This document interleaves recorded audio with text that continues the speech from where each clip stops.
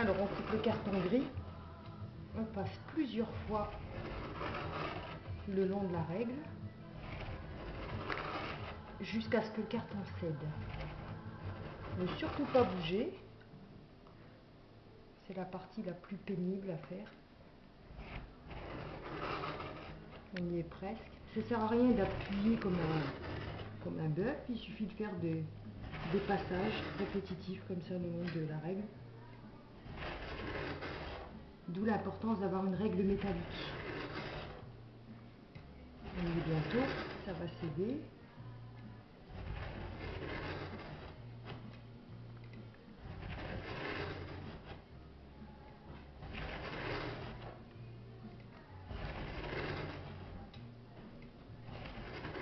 Alors surtout, vous appuyez bien sur votre règle pour éviter que ça bouge.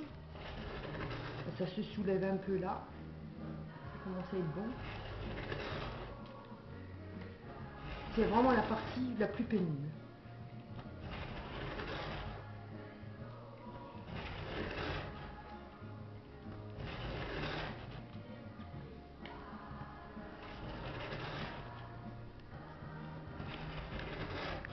Vous voyez, il est prêt à lâcher. J'avoue que je déteste cette partie-là.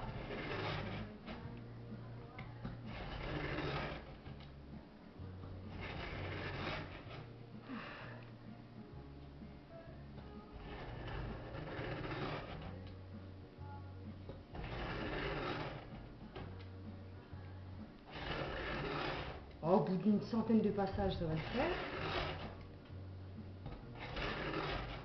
Ça vient.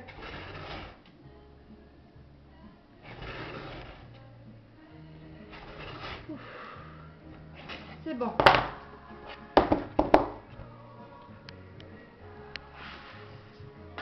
Alors avant de couper le carton, tu filmes pas ma figure, hein, d'accord?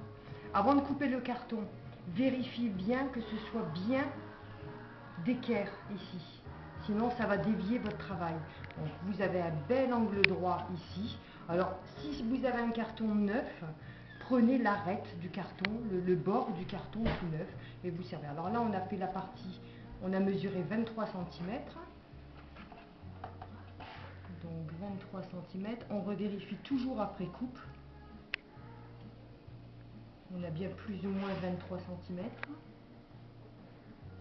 Moi j'ai 22,9. Bon, ça va le faire. Hein. Et là maintenant, on va mesurer nos 35 cm. Pour la hauteur.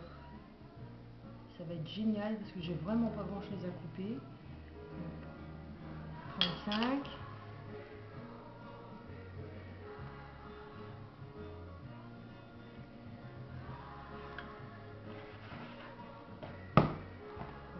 Bon, moi je ne trace pas par habitude, mais si vous vous sentez, vous, un peu moins confiante, vous tracez le long de la règle. Moi je ne trace pas, je joins les points,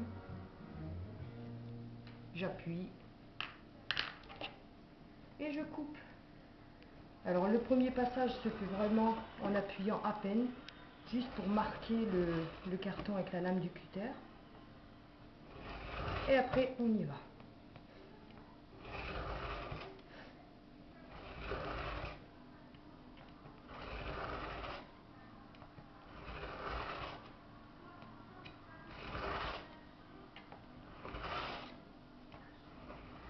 On y est. Voilà. Donc nous avons notre plaque de 35 pile poil sur bon 22,9 pour moi, mais bon c'est pas important. Voilà.